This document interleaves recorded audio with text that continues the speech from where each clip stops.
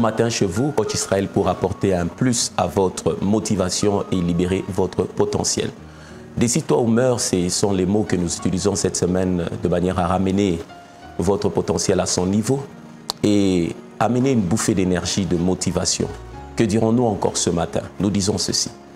Isabelle Moore utilise les mots suivants pour essayer de nous faire comprendre une certaine manière de voir les choses. Elle dit ceci. La vie est une avenue à sens unique. Quels que soient les détours que vous faites, vous ne revenez pas au point de départ. Dès que vous l'avez accepté et compris, la vie devient simple. C'est une route à sens unique. Quand tu es en train de rouler, quels que soient les détours que tu vas faire, tu peux aller à gauche, tu peux aller à droite, mais tu ne vas jamais revenir au point de départ. C'est là où tu fais la différence entre la sécurité de l'enfance et l'adversité de la maturité. La sécurité de l'enfance, c'est-à-dire que l'enfant n'a pas beaucoup de choix à faire, il n'a pas de décisions à prendre, il y a d'autres personnes qui les prennent à sa place. Mais l'adversité de la maturité fait qu'on est devant un dilemme. Quand on conduit, on arrive devant la bifurcation de la décision et de l'indécision. Mais ceux qui empruntent le chemin de la décision vivent, mais ceux qui empruntent le chemin de l'indécision meurent. Sais-tu que ta vie est bâtie sur trois choses?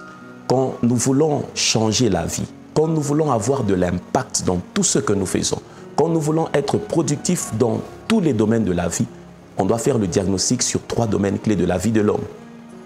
Les trois domaines clés de la vie de l'homme sont les suivants.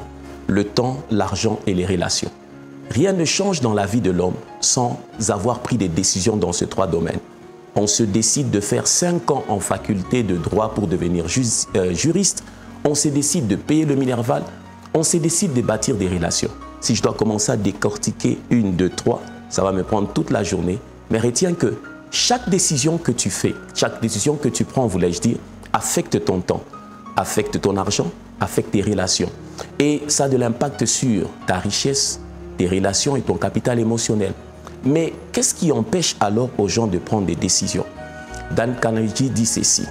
L'inaction engendre le doute et la peur, mais l'action engendre le courage et la confiance. Ceux qui se décident de prendre les bonnes décisions sont comme devant un champ. En fait, tout commence avec une décision. La décision est la sémence du futur voulu. Je reprends. La décision est la sémence du futur voulu, mais l'indécision est la sémence du futur imposé. Quand tu es devant un champ et que tu apprécies juste les hectares et que tu te dis que tu ne vas rien y planter, la nature se charge de faire pousser quelque chose. C'est quelque chose que tu n'as pas voulu, mais qui te sera imposé. Veux-tu un bon mariage? Décide-toi. Veux-tu un bon emploi? Décide-toi. Mais qu'est-ce qui empêche aux gens de se décider? C'est la peur. Les héros affrontent une seule chose, c'est la peur. La peur est la chose qui paralyse les gens dans la prise des décisions.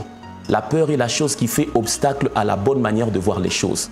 Face à la peur, un homme armé peut avoir peur d'abattre le voleur, bien qu'il est armé. La peur est la chose qui t'empêche d'avancer jusque-là. Mais tu as peur de quoi? Tu as peur de ce que j'appelle l'échec. Mais retiens avec moi, l'échec est le prix à payer pour la réussite. Si tu n'échoues pas, c'est-à-dire que tu auras du mal à accéder à la réussite.